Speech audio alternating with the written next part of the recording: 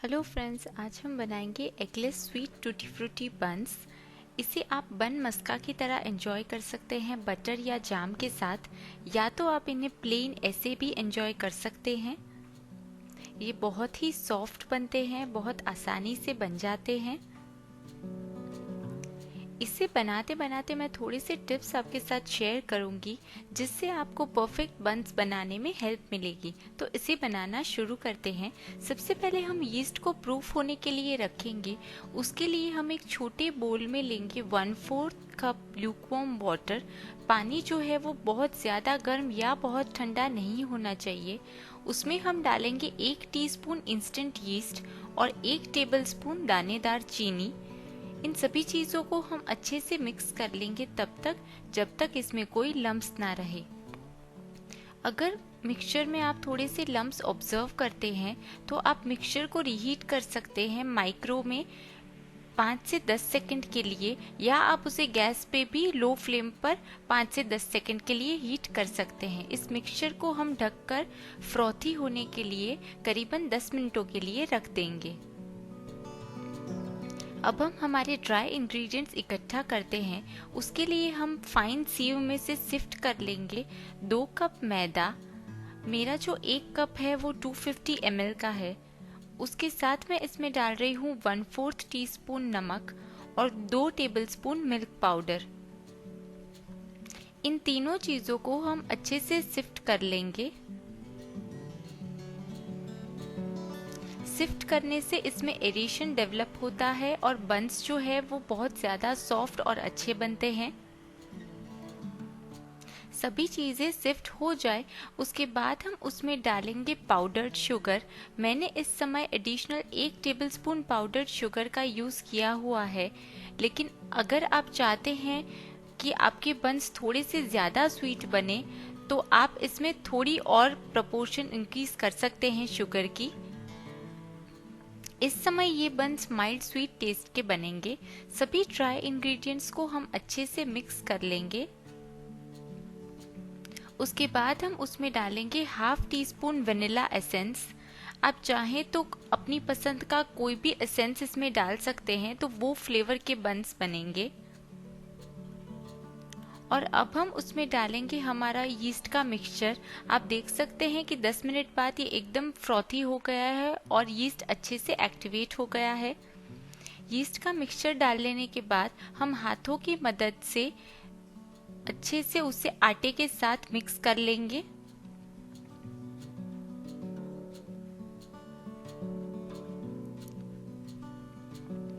सभी चीज़ें अच्छे से मिक्स हो जाए उसके बाद हम उसमें थोड़ा थोड़ा करके ल्यूकवार्म दूध डालेंगे। दूध जो है वो मैंने इस समय 1/2 कप से 1 टेबलस्पून कम लिया हुआ है। इस समय जो बोल में है वो कंप्लीट 1/2 कप मैंने रखा था, लेकिन एंड में आप देख पाएंगे कि मेरा 1 टेबलस्पून दूध जो है वो बच गया है। सो दूध जो है वो सारा का सारा आप एक साथ ना डालें, आप थोड़ा थोड़ा करके डालते जाएं और इस तरीके से सभी चीज़ों को एक साथ मिक्स करते जाएं। अगर बहुत ज़्यादा लिक्विड हो जाएगा तो प्रॉब्लम होगी डो को मैनेज करने में। आप देख सकते हैं इस समय 1 टेबलस्पून दूध बच गया है।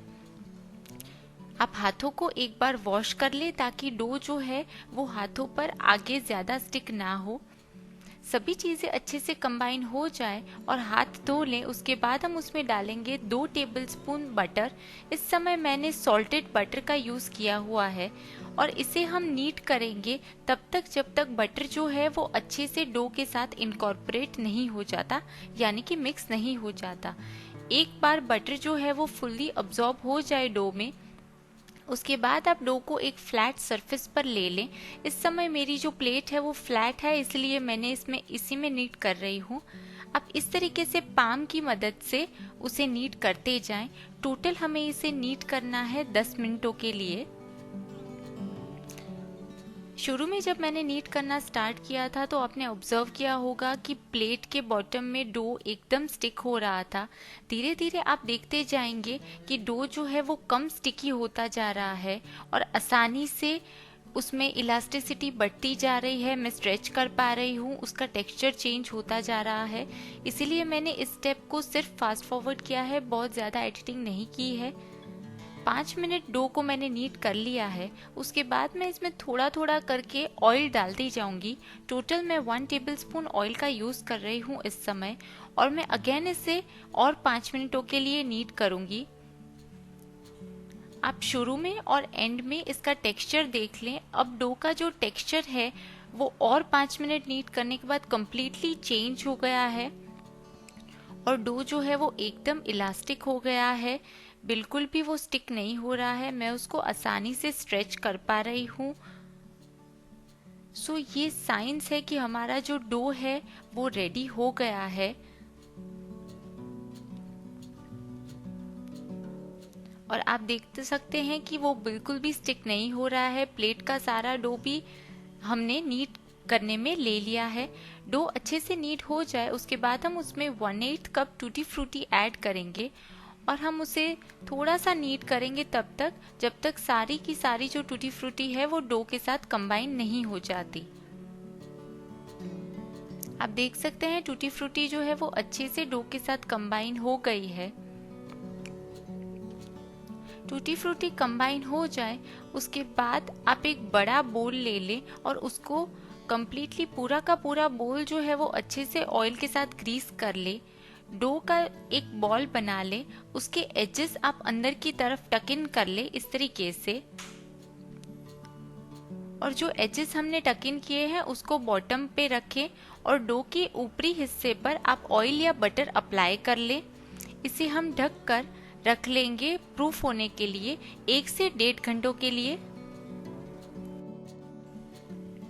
और ये जो प्रूफिंग टाइम है वो बहुत ज़्यादा वेदर डिपेंडेंट है। सो कभी कभी गर्मियों में डो जो है वो 45 मिनट्स में भी प्रूफ हो जाता है, और कभी कभी 1 से 1.5 घंटा भी लग जाता है। सो आप डो का पैटर्न जो है वो ऑब्जर्व करते रहें, उसकी साइज ऑब्जर्व करें और उस हिसाब से आप डिसाइड करें। अब हम एक 10 इंच का राउंड बेकिंग टिन जो है वो ग्रीस कर लेंगे। उसके लिए मैंने 1 ड्रॉप ऑयल लिया हुआ है। बहुत ज़्यादा ऑयल ना लें आप, सिर्फ 1 बूंद ऑयल लें, उसे अच्छे से हाथों की मदद से स्प्रेड कर लें और उस पर इस तरीके से आप आटा डस्ट कर लें। इस समय मैंने मैदा से उसे डस्ट किया है और उसे इस तरीके से अच्छे से स्प्रेड कर लें। बहुत ज़्यादा ऑयल अगर आप लेंगे तो हमारे बंस जो है वो स्प्रेड हो जाएंगे। बेकिंग टिन को ग्रीस करने के बाद आप उसे साइड में रख लें। अब आप देख सकते हैं कि हमारा जो डो है वो साइज में डबल हो गया है। आप हाथों को ऑयल की मदद से ग्रीस कर ले और डो को पंच डाउन कर ले। ये बहुत इम्पॉर्टेंट स्टेप है क्योंकि सारे जो एयर पॉकेट्स डेवलप हुए हैं प्रूफिंग के टाइम पे उसे निकालना बहुत ज़रूरी है। सो आप अच्छे से उसे पंच डाउन कर लें और लाइटली नीट कर ले 1 मिनट के लिए। इस स्टेज पे बिल्कुल भी ओवर नीडिंग नहीं करना है। अब एक फ्लैट सरफेस को ऑयल से ग्रीस करने के बाद डो को जो है वो रेक्टेंगुलर शेप में स्प्रेड कर लें और उसे 6 पार्ट्स में डिवाइड कर ले इस तरीके से। इस समय हम 6 बंस बना रहे हैं, लेकिन आपको अगर छोटे छोटे बंस बनाने हैं तो आप 8 से 9 बंस बना सकते हैं। आप एक पोर्शन ले लें और जब तक आप एक बन बना रहे हैं तब तक बाकी के पोर्शन जो है उसको आप कवर्ड रखें। बंस को शेप देने के लिए आप एक पोर्शन को पाम पर रखें, उसको हाथों की मदद से थोड़ा सा फ्लैटन कर लें। उसके बाद सारे जो एजेस है वो एक साथ इस तरीके से आप साथ में मिला लें और उसे लाइटली पिंच कर लें। जैसा हम कचौरी का मोदक का शेप देते हैं उस तरीके से करना है। कहीं पर भी आप कोई भी क्रैक्स ऑब्जर्व करें उसे इस तरीके से पिंच करके सील कर दें। सारा कुछ आप सील कर ले क्रैक्स, उसके बाद आप दोनों हाथों के बीच में लेके उसे रोल कर लें। अगर आपको लग रहा है कि हाथों पर चिपक रहा है तो आप हाथों को ग्रीस कर लें और इस तरीके से आप एक स्मूथ बॉल बना लें और बेकिंग ट्रे पर रख दें। अब मैं आपको और एक बार दूसरा पोर्शन भी करके दिखा देती हूँ। एक पोर्शन आप ले लें, उसके बाद सभी एजेस को इस तरीके से आप एक साथ मिलाएं। सारे एजेस को एक साथ पिंच कर लें और कहीं पर भी बॉल पर कोई भी क्रैक्स दिख रही है उसे भी आप पिंच और सील कर दें। उसके बाद आप दोनों हाथों के बीच में बॉल को लेकर घुमाएंगे तो वो एक स्मूथ बॉल बन जाएगा। अब हमें बंस को ग्रीस्ड बेकिंग ट्रे में थोड़े थोड़े गैप पर रखना है, बहुत ज़्यादा पास उसको नहीं रखना है। उसको हम कवर कर देंगे और प्रूफ होने देंगे अनदर 30 to 35 मिनट्स के लिए।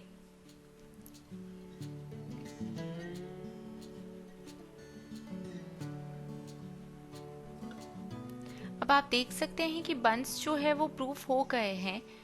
अब हम बंस के टॉप पर जो है वो मिल्क से ब्रश कर लेंगे। बंस को कलर देने के लिए बहुत इम्पोर्टेंट है कि आप जनरसली जो है वो मिल्क का ब्रश कर दे बंस पे। बंस को हम प्री हीटेड ओवन में बेक करेंगे 200 डिग्रीज पर करीबन 16 से 18 मिनट के लिए, यानी कि 16 to 18 मिनट्स के लिए। अगर आप फर्स्ट टाइम बेक कर रहे हैं सो आप 15 मिनट्स बाद अलर्ट रहें और चेक करते रहें। अब आप देख सकते हैं कि बंस जो है वो अच्छे से बेक हो गए हैं। जैसे ही बंस बेक हो जाए आप उन्हें ओवन से निकाल लें और इमीडिएटली आप टॉप पर बटर अप्लाई कर लें। इस समय मैं सॉल्टेड बटर का ही यूज़ कर रही हूँ। गर्म बंस पर बटर अप्लाई करना बहुत ज़्यादा ज़रूरी है, वरना टॉप पार्ट जो है वो बहुत ज़्यादा हार्ड हो जाएगा। बटर अप्लाई करने के बाद आप 1 से 2 मिनट के लिए वेट करें, तब तक जब तक जो बटर है वो बंस में अब्जॉर्ब नहीं हो जाता। अब आप देख सकते हैं कि बटर जो है वो अब्जॉर्ब हो गया है। उसके बाद आप लाइटली बंस को उठा लें और वायर रैक पर रख लें। आप देख सकते हैं बंस जो है वो अच्छे से बेक हो गए हैं। वायर रैक पर ले लेने के बाद आप बंस को कवर करके कम्प्लीटली ठंडा होने दें और उसके बाद आप उसे एयरटाइट कंटेनर में स्टोर कर सकते हैं। आप चाहें तो इन बंस को वार्म भी एंजॉय कर सकते हैं। बंस को बेकिंग ट्रे में बहुत ज़्यादा देर तक आप ना रहने दें, वरना वो बॉटम से सॉगी हो जाएंगे। आप देख सकते हैं कि बहुत ही सॉफ्ट और स्पॉन्जी बंस बने हैं।